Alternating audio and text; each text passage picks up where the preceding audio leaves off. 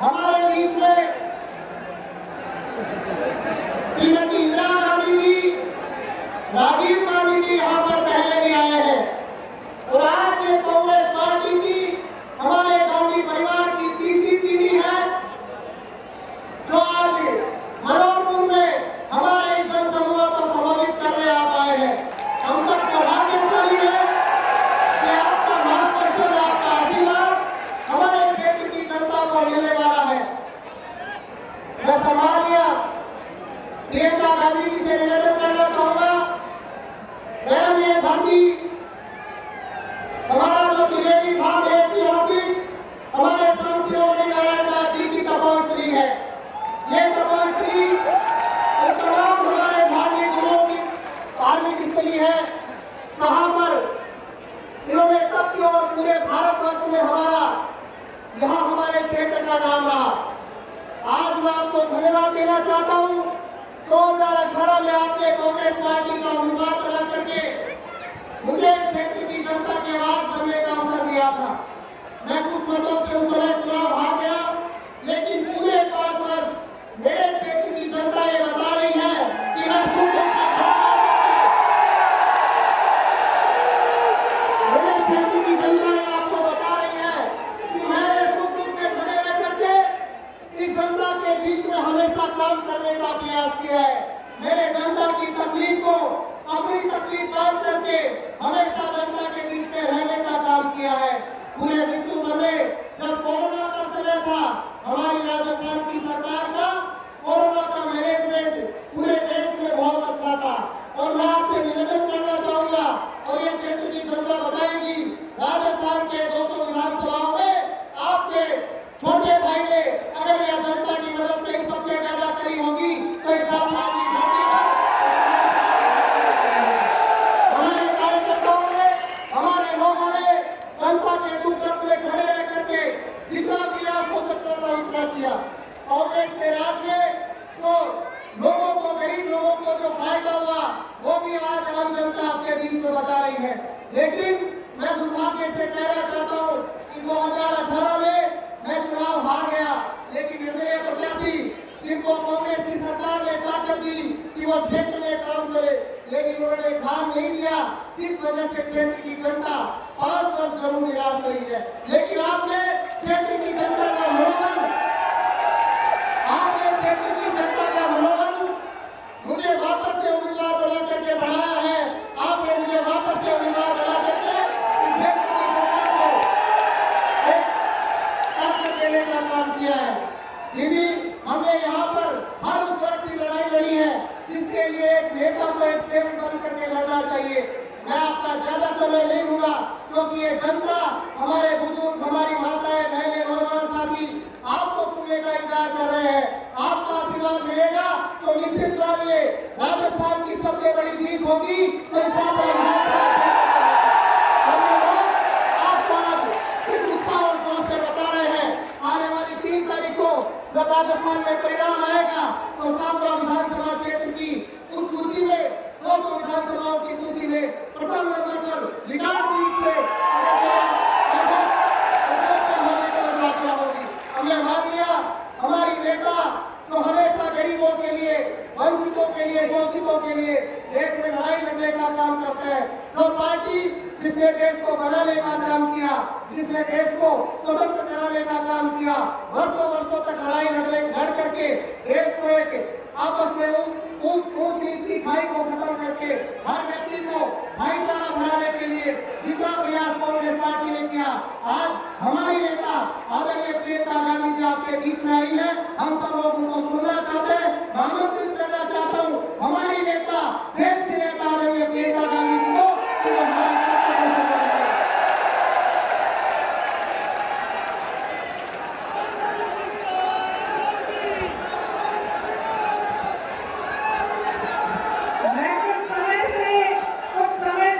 राजस्थान में चुनाव प्रचार के लिए कई मीटिंग्स में भाषण दे चुकी हूँ, लेकिन मैं आपसे कहना चाहती हूँ कि इतना उत्साह आज तक नहीं है। ऐसा लग रहा है कि मनीष जी और इमरान जी के पक्ष में मुझे कुछ बोलने की जरूरत नहीं है।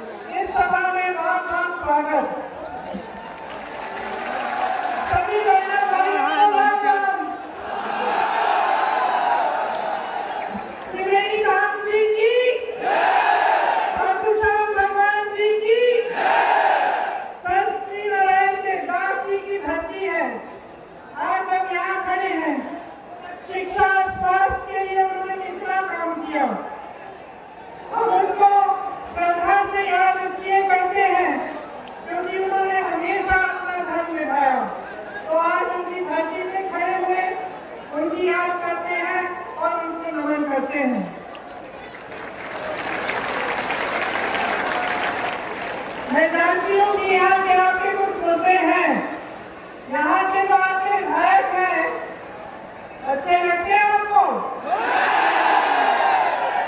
बदलना चाहते हैं,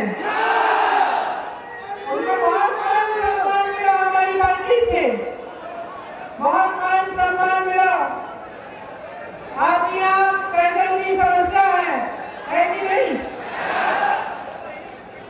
जिले की मांग है कि नहीं? उन्होंने ये मांग उठाई ही नहीं। इस समस्या को पूरी तरह से नकारा। मनीष यादव जी, उन्होंने खुद कहा, लेकिन मुझे भी यही रिपोर्ट आई थी कि इन्होंने आपके दुख सुख में हमेशा आपका साथ नहीं छोड़ा, आपके संकट में आपके साथ खड़े रहे। साधारण परिवार के हैं, दिल के सच्चे हैं, दिन रात आपके लिए करते हैं। इन्हें जैसे ही आप मौका देंगे तो ये काम आपको और भी दुगना काम करके दिखाएंगे।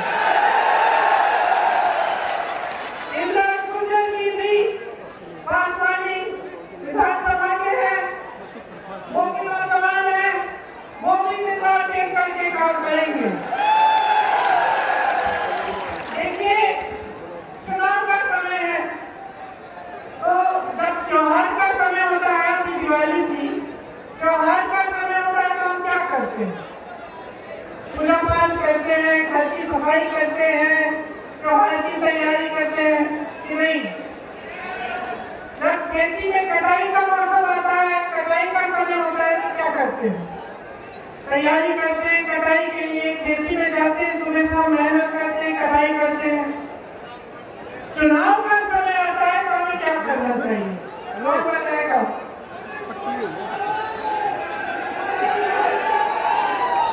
चुनाव का समय होता है हिसाब किताब करने का समय, सही है? ये आकलन करने का समय कि भाई हमारे लिए हमारी सरकार ने क्या किया है, हमारे लिए हमारे विधायक ने क्या किया है, और देश में जो परिस्थितियां हैं उनको ठीक तरह से समझने का समय होता है। कभी कभी लोग कहते हैं कि भाई हम तुम्हारे धर्म के हैं, हम तुम्हारी जाति के हैं, इसी आधार पर हमें वोट दे दो, कहते हैं। लेकिन मैं कहना चाहती हूँ कि वोट जो है आपका, वो पूरी जिम्मेदारी से, समझदारी से आप ही के पक्ष में जाना चाहिए। और ये जो चुनाव का समय है, इस समय ये समझ लो कि आपकी भलाई के लिए कौन काम करता है और आपको नकारता कौन है, ये बहुत जरूरी है।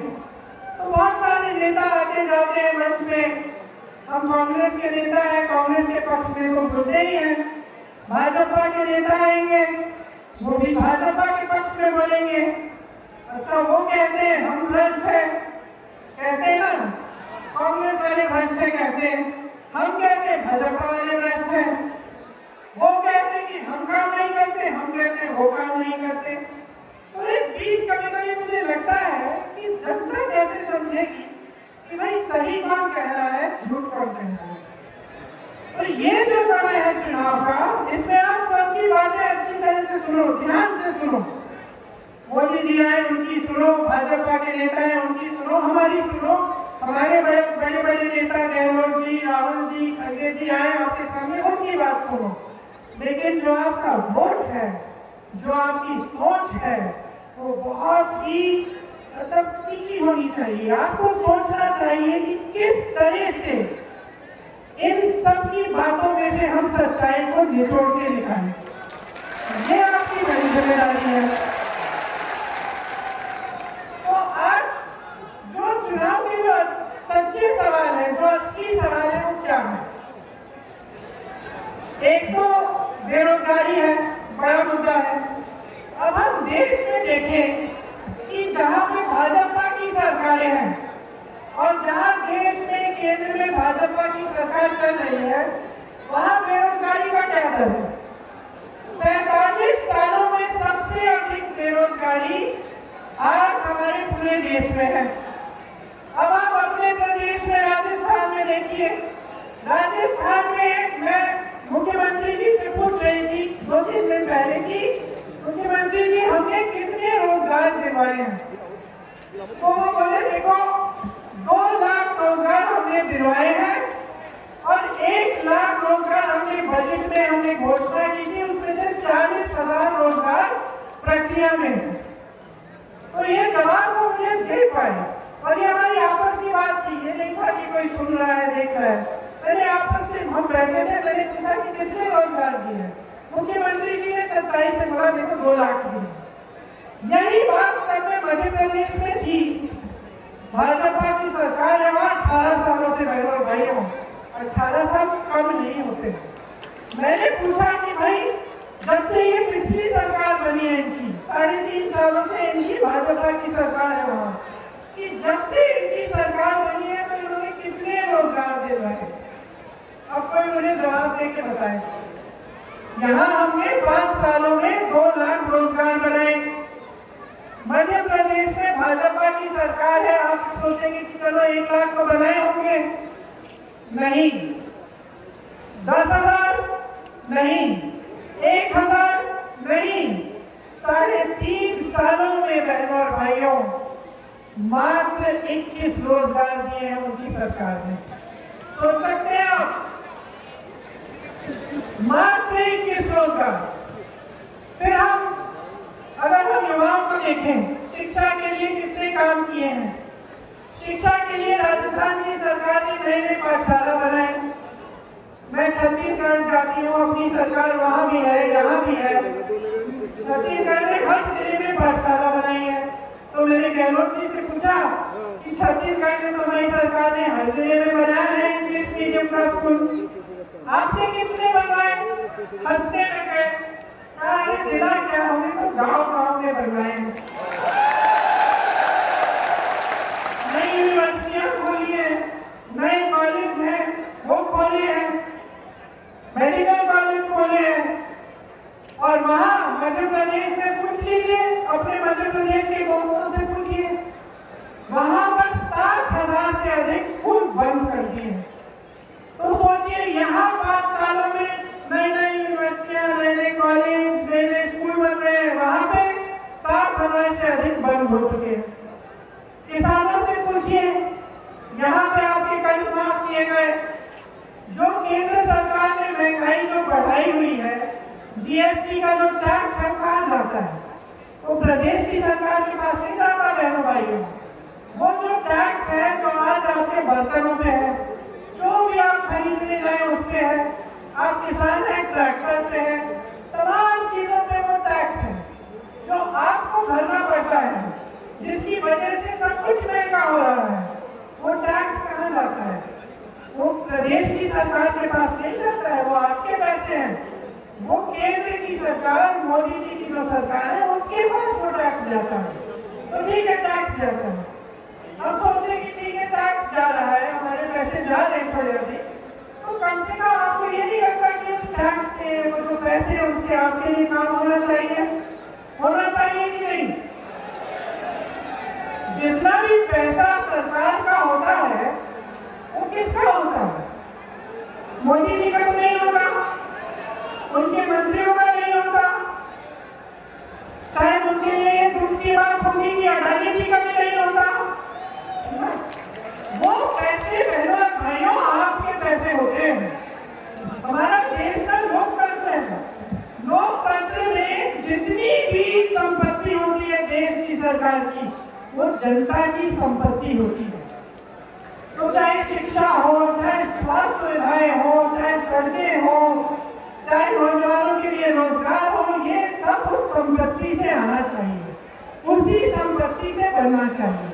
हम रोजगार की बात करते हैं, यहाँ राजस्थान में 2 लाख रोजगार आपको दिलवाए। मैंने आपको बताया मध्य प्रदेश में भाजपा की सरकार ने कितने रोजगार दिए, लेकिन आप इनकी सोच को समझिए।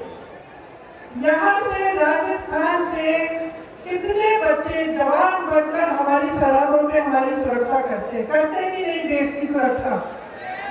जब वो जाते हैं, सेना में भर्ती होते हैं, तो मन में क्या होता है? देशभक्ति की भावना। और इतनी मजबूत होती है वो देशभक्ति की भावना कि वो कहते हैं कि हमारी जान चले जाए, लेकिन हम सरहद पे खड़े होकर अपनी देश की सुरक्षा करेंगे।